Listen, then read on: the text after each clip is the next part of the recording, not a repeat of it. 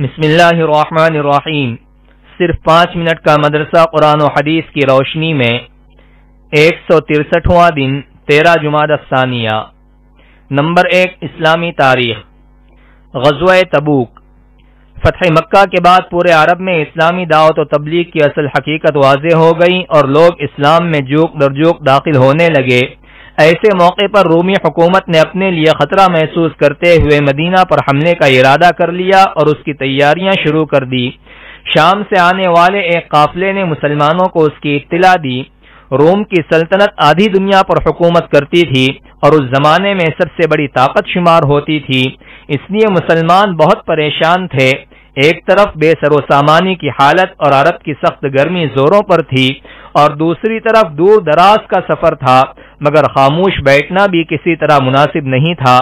چنانچہ رسول اللہ صلی اللہ علیہ وسلم نے جنگ کی تیاری کا اعلان کر دیا اور ماہ رجب سن 9 ہجری میں 30,000 کے لشکر کو لے کر آپ صلی اللہ علیہ وسلم تبوک کے لیے روانہ ہوئے۔ مسلمانوں کے اس دلیرانہ اقدام کی وجہ سے رومیوں پر بڑا اثر ہوا اور انہوں نے حملہ کرنے کا ارادہ چھوڑ دیا اور بہت سارے قبیلے کے سرداروں نے صلح کر لی۔ یہاں 1 ماہ قیام کرنے کے بعد رسول اللہ صلی اللہ علیہ وسلم بغیر جنگ کیے فتح مندی کے ساتھ مدینہ واپس ہو گئے۔ یہ آپ صلی اللہ علیہ وسلم کی زندگی کا آخری غزوہ تھا۔ نمبر 2، اللہ کی قدرت۔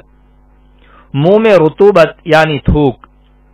اللہ تعالیٰ نے منہ میں تری کو پوشیدہ رکھا ہے کہ کھانا منہ میں رکھ کر چباتے وقت وہ تری پیدا ہوتی ہے اور کھانے کے ساتھ مل کر اس کے ہضم ہونے میں مدد کرتی ہے۔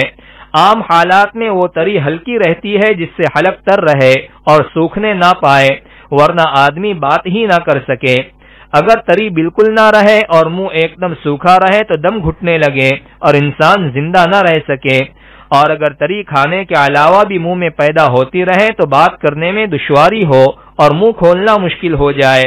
وہ کیسی قدرت والی ذات ہے جو کھانے کے وقت میں رطوبت کو زیادہ مقدار میں پیدا کرتی ہے اور عام حالات میں نارمل رکھتی ہے۔ نمبر 3، ایک فرض کے بارے میں۔ میت کا قرض اس کے مال سے ادا کرنا۔ حضرت علی رضی اللہ عنہ فرماتے ہیں کہ رسول اللہ صلی اللہ علیہ وسلم نے قرض کو وصیت سے پہلے ادا کروایا، حالانکہ تم لوگ قرآن میں وصیت کا تذکرہ قرض سے پہلے پڑھتے ہو۔ فائدہ: اگر کسی شخص نے قرض لیا اور اسے ادا کرنے سے پہلے انتقال کر گیا تو کفن دفن کے بعد مال وراثت میں سے سب سے پہلے قرض ادا کرنا ضروری ہے، چاہے سارا مال اس کی ادائیگی میں ختم ہو جائے۔ نمبر 4، ایک سنت کے بارے میں۔ استغفار کثرت سے کرنا۔ حضرت ابو ہریرہ رضی اللہ عنہ فرماتے ہیں کہ میں نے رسول اللہ صلی اللہ علیہ وسلم کو فرماتے ہوئے سنا کہ خدا کی قسم میں دن میں 70 سے زیادہ مرتبہ اللہ تعالی سے توبہ و استغفار کرتا ہوں۔ نمبر 5، ایک اہم عمل کی فضیلت۔ اپنے اخلاق درست کرنا۔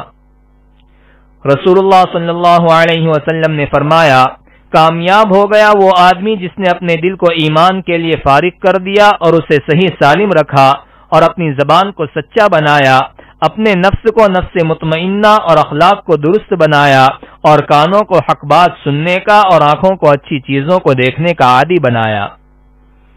نمبر 6، ایک گناہ کے بارے میں۔ کسی کے ستر کو دیکھنا۔